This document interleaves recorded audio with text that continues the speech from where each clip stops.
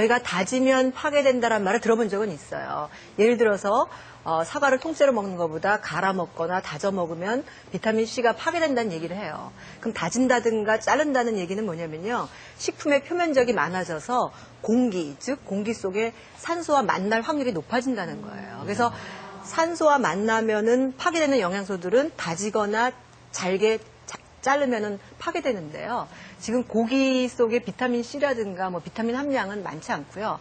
지금 우리가 쭉 얘기한 것처럼 고기 속에 있는 단백질을 먹기 위함이라면 저희가 다진다고 해서 단백질의 양이 줄어드는 건 아니고요. 그래서 고기를 먹이되 그 어린아이의 특성과 따라서 다양한 조리법을 사용하시면 되겠습니다. 네. 자, 아무튼 성장기 아이에게 고기가 꼭 필요하다는 거 잊지 마시고요. 집에서 될 수 있으면 요즘 주머니 사정 때문에 만만치 않지만 또 여러 가지 활용을 하실 수가 있으니까요. 잊지 마시기 바랍니다. 자, 다음은 아기의 성장과 발달에 대한 궁금증을 실험을 통해서 알아보는 시간입니다. 대발견! IQ!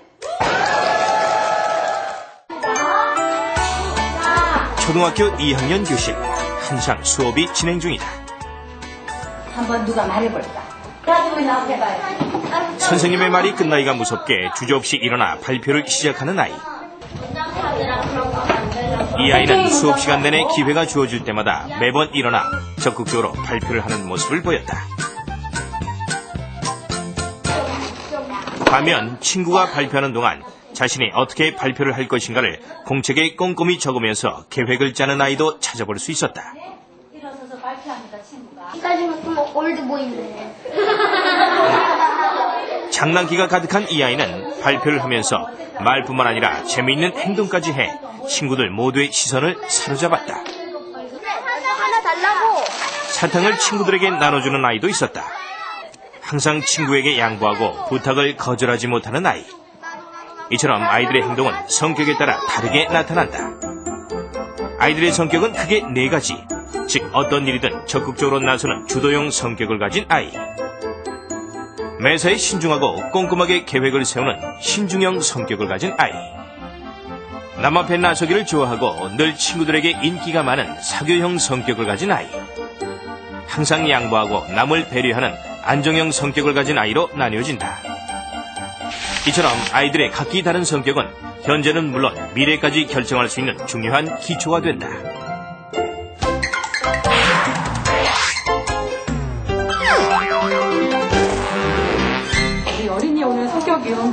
아이들의 성격은 사회성의 토대가 되며 성공적인 삶을 이끄는 키워드다.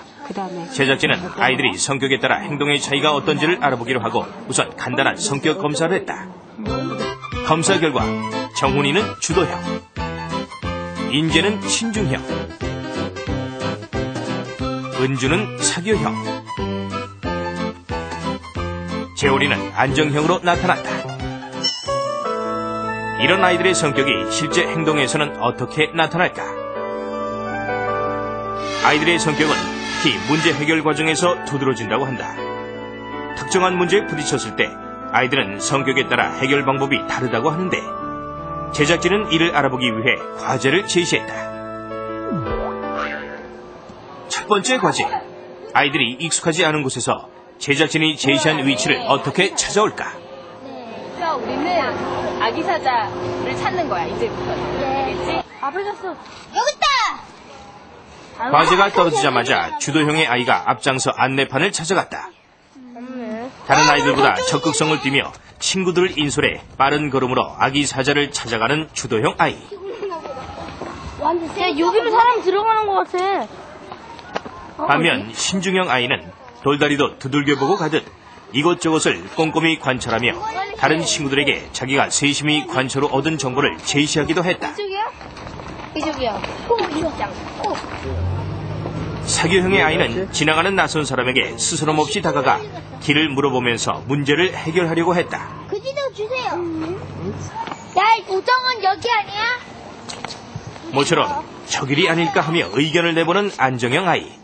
하지만 자기 의견을 고집하지 않고 곧바로 다른 친구들을 따라갔다. 한참을 길을 헤매다 사교형의 아이가 어디론가 달려간다. 사교형의 아이가 찾아간 곳은 바로 SOS 전화부스. 역시 사람에게 정보를 얻으려는 것이었다. 아, 이럴 동안 다 찾겠다. 구체적인 정보를 얻기보다는 무작정 부딪혀보기를 좋아하는 주도형의 아이가 투덜거렸지만 사교형의 아이는 결국 전화를 통해 원하는 정보를 얻어냈다. 뭐 쭉 올라가면은 거기 식물원이잖아. 아니 어쨌든 올라가면은 했으니까 여기가 올라가면 거기 고라니였던. 아이들은 구체적으로 얻은 정보를 바탕으로 아기 사자를 찾아 다시 이동했다. 각기 다른 성격의 아이들이 자기만의 방법으로 얻은 정보를 공유하고 서로 의견을 나누며 마침내 첫 번째 과제인 아기 사자가 있는 곳을 찾는 데 성공했다. 아기 사자 찾았습니다. 친구들 이끌며 주어진 과제를 적극적으로 해결하려는 주도형 아이.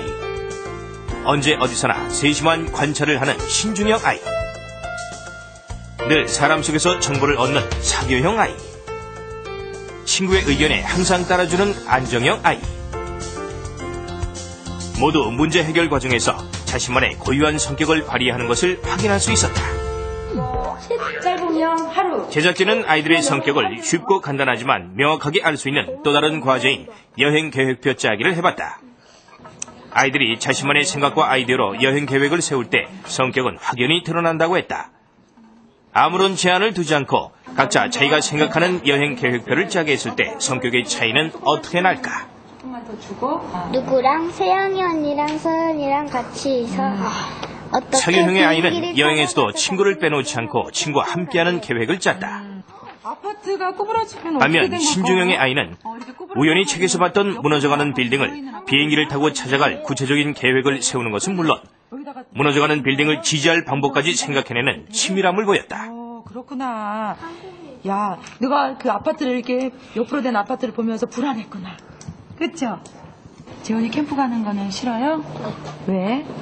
새로운 환경을 싫어하는 안정형의 아이는 여행을 포기했다. 자고 자고 오는 거 싫구나. 다른 사람이랑. 다른 사람이랑. 익숙한 환경이 아닌 자는 거 싫어요? 다른 사람과 같이 잠을 자는 것이 싫다고 했다. 그렇다면 여기서 문제. 어떤 일이든 적극적이고 추진력 있는 주도형 성격을 가진 이 아이는 과연 어떤 여행 계획을 세웠을까? 1번, 여행을 같이 갈 친구들을 모을 계획을 세운다. 2번, 우주선을 타고 미국에 간다는 계획을 세운다. 3번, 가본 경험 있는 설악산을 찾아갈 계획을 세운다. 4번, 계획을 세우지 않고 정보를 찾기 위해 컴퓨터를 찾는다.